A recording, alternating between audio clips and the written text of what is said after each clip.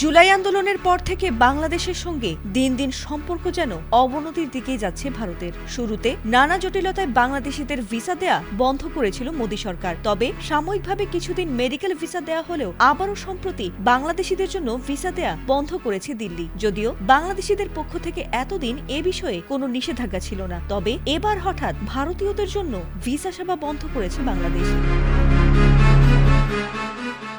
সাম্প্রতিক সময়ে নিরাপত্তাজনিত কারণ দেখিয়ে নয়াদিল্লি ঢাকায় ভারতীয় ভিসা আবেদন কেন্দ্র বন্ধ রাখার সিদ্ধান্ত নেওয়ার পর এবার নয়াদিল্লিতে অবস্থিত বাংলাদেশ হাইকমিশন কনসুলার সেবা ও ভিসা সেবা দেওয়ার কার্যক্রম সাময়িকভাবে বন্ধ করে দিয়েছে। হাইকমিশনের ফটকে একটি নোটিশ ঝুলিয়ে বলা হয়েছে, পরবর্তী নোটিশ না দেওয়া পর্যন্ত এসব কার্যক্রম বন্ধ থাকবে। এছাড়াও সম্প্রতি ঢাকা ও দিল্লিতে দুই দেশের হাইকমিশনারদের পাল্টাপাল্টি তলবের ঘটনা দ্বিপক্ষীয় সম্পর্কে নতুন করে উত্তেজনা তৈরি করেছে। প্রশ্ন হচ্ছে, কেন হঠাৎ ভারতীয়দের জন্য ভিসা বন্ধ করেছে বাংলাদেশ?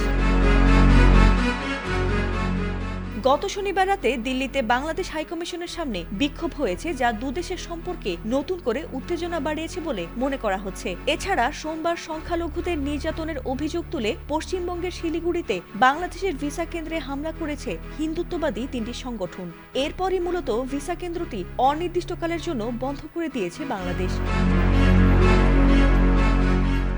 সম্প্রতি ময়মনসিংহে পোশাক কারখানার শ্রমিক দীপু চন্দ্র দাসের নির্মম হত্যাকাণ্ডকে বাংলাদেশের সংখ্যালঘু নির্যাতন হিসেবে দেখাতে চাইছে ভারত। আর সেই প্রসঙ্গকে সংখ্যালঘু নির্যাতন বলে উল্লেখ করে গত রোববার বিবৃতি দিয়েছিল ভারতের পররাষ্ট্র মন্ত্রণালয়। তাই সোমবার এই অভিযোগ তুলে শিলিগুড়ি, কলকাতা ও গুয়াহাটিতে বিক্ষোভ এবং মুম্বাইয়ে সংবাদ সম্মেলন করেছে হিন্দুত্ববাদী কয়েকটি সংগঠনও। এরপর মঙ্গলবার দিল্লিতে বাংলাদেশ হাইকমিশন ও মুম্বাইয়ে বাংলাদেশ উপ হাইকমিশনের কাছে বিক্ষোভ আন্দোলন করেছে হিন্দুত্ববাদী সংগঠন বিশ্ব হিন্দু পরিষদ। আর এমন প্রেক্ষাপটে ঢাকা দিল্লি দ্বিপক্ষীয় সম্পর্ক নতুন করে সংকটের মুখে পড়ছে বলে মনে করছেন বিশ্লেষকরা। ফাতিমা সুলতানা, এটিএন বাংলা।